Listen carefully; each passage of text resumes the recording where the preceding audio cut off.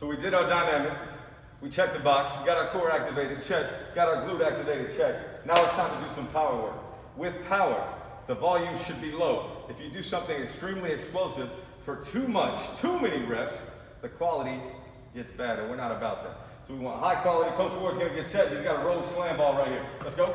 So this ball is gonna be straight here, almost like it's a barbell. If he was doing a power clean, it's gonna stay in this line right here. His shoulders are down and back, his chest is up. Give me 3 quick slams. Let's go.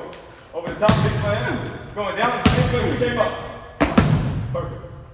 Now, from here, give you a second to catch your breath, coach. You're going arm's length from the wall. All right? He's got another Dynamax ball, Rogue Dynamax.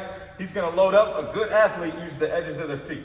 So he's going to load outside the hip. He's going to use inside edge, outside edge right there. Load, hip extension, extend into the wall, max effort, reset. He's got 3 on the right, 3 on the left.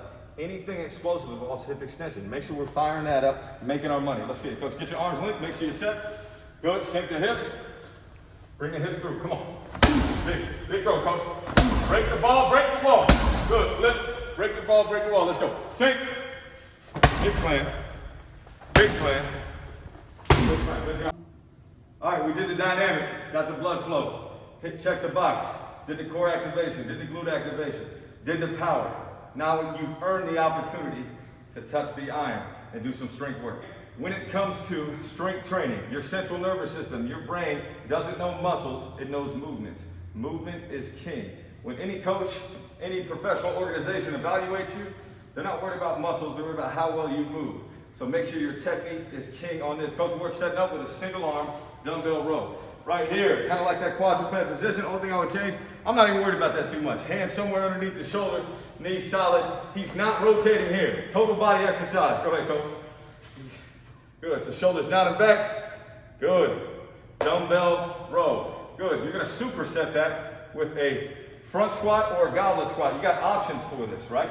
So he can use that same dumbbell and hold it like this, but he's gonna go barbell first. Let's see it, coach. So that's gonna rest right here. If you just put your arm out, you can feel your collarbone and your deltoid. It's gonna rest right there on your clavicle. There's a natural line right there.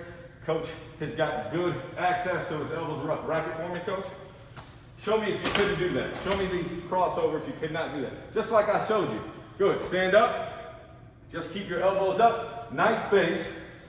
Same squat as you would do with a bodyweight squat. If you're spotting somebody, you squat right here. You don't touch the bar, you support them. Go ahead, coach.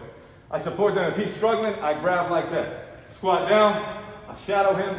When he goes to rack it, I make sure it racks safely down. All right, so this is a goblet squat. If you don't have a barbell, you can easily do a goblet squat. Again, technique is king. If you don't have injury pain and your technique is flawless, you gradually move up, and the opposite is true. Go ahead, coach, squat. Sitting back, his chest is up, core is engaged. Goblet squat. If you have 2 dumbbells, you can do the same thing right here. A big kettlebell, you can hold it like that. Plenty of options. It's the movement that is key. We're gonna go barbell bench. We got Coach Ward here. He's set up his 5 points of contact, 2 feet, his butt, shoulder blades, and head. I want his eyes underneath the bar. From here, he gets his grip. Go ahead and put your thumb at the edge here, coach, so you can see it.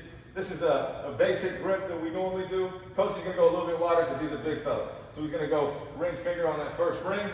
Good. From here, he's gonna squeeze the bar, try to bend that bar and lock his shoulder blades down and back, creating a nice launch pad. All right, when you bench, you should always bench with a spotter. If you're by yourself, maybe use dumbbells. But when you barbell bench, it's very dangerous to do it by yourself, especially if you're really pushing the limit. So I got one hand under, one hand on top. That way it doesn't slip out either way. I'm here, communicate with him. We lift it up. He's going straight down, right across that nipple line. Again, shoulders down and back, pressing straight up. Go ahead, coach. Down under control, press it up. Guys, we want to make lightweight feel heavy to make heavyweight feel light. You want to create tension in that body. Let's rack it, coach. Create tension in your body so that you can own the movement, and when it comes to it, you can really push the limit. Again, make lightweight feel heavy so you can make heavyweight feel light. Next, we're gonna go dumbbell RDL. This is double leg, so he's gonna deadlift those dumbbells up. Good, shoulders down and back. With an RDL, he's got the weight out in front, okay? With this, you don't want that weight to go way out in front because the farther it goes out, the more pressure it puts on your back. So evaluate that starting position. His shoulders are down and back. He's solid. Slight bend in the knees. Good. Then you're not bending the knees anymore. This is not a knee dominant movement. It's a hip dominant movement. Go ahead, coach. Gradually go down, sitting the hips back. Back is flat. Good stretch in the hamstring. Give me a couple more, coach. Sit it back, shoulders down and back. Money. Great job. We're going to go reverse lunge to step up. I love this. It is a unilateral movement. So go ahead, coach. Big step back. Same leg back that you step with is the same leg you step up with. Big step. Own it at the top, knee up, toe up. Opposite leg, coach. Back up. Own it. Good. We're supersetting this with pull-ups. Put the weight down, coach. So pull-up progression is simple. If you're struggling with pull-ups, you go up and hold as long as you can. Lock those lats down and back. Go down under control. The next progression is a band-assisted pull-up. The next is not assisted, coach. So jump up there and hold. Coach is going to jump up and hold. And he's going to go down slow. Give me a 3 count. 1, 2, 3. Good, relax. Next, he's going to grab that band, use it to help him. Get up, coach. Pull up. Good. Down. Good. Next progression. He's going to do an unassisted pull-up.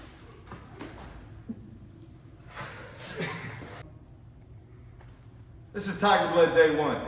I know you're thinking we've done a lot already, and you're right. But we ain't scratched the surface. So I'm gonna give you a quick analogy right now. I got this trash can here. Why the hell are you holding the trash can, coach, man? Thought you never asked. If I fill this thing up to the top with rocks, is it full? No, it's not. Okay, so I'm gonna put sand in it.